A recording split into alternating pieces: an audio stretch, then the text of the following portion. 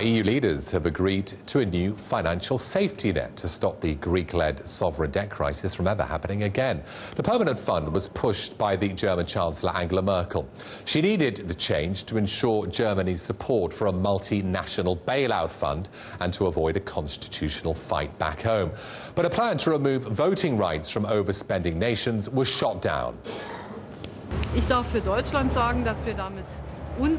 I can say on behalf of Germany that we have had our most important points acknowledged, and it has been brought to attention that A, the euro can be stabilised, and B, investors will not be able to make too much money by speculating against the euro. Let's go live now to David Tweed, who's in Brussels. David, good morning again. It seems like Angela Merkel did get her way, at least in part.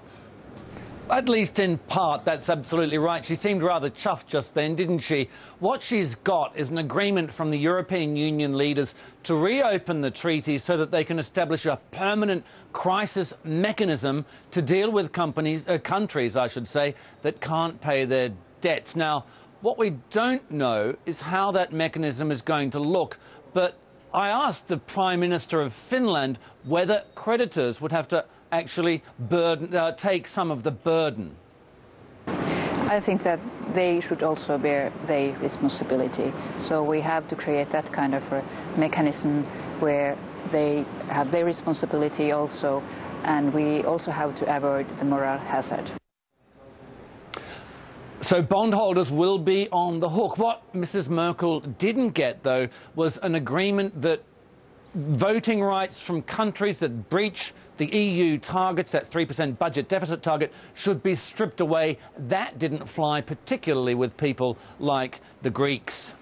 And David, it wasn't all about Angela Merkel, was it? Because David Cameron, the British Prime Minister, has been making waves with a call for frugality.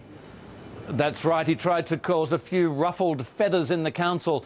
The European Parliament has asked for a 6% increase to the budget. The European finance ministers have agreed a 2.9% increase. What Cameron got was an agreement from 10 other leaders to write a letter, and that's including Sarkozy and Merkel, to write a letter saying we're not going to see that increase. It's got to be 2.9% or nothing. And one of the things that happened also in the meeting was that the leader of the Parliament said that Cameron was being anti-European. And Cameron said, well, I've cut my police budget. That doesn't make me anti-police. And Merkel said, I've cut the German budget and I'm not anti-German. Thanks very much, David.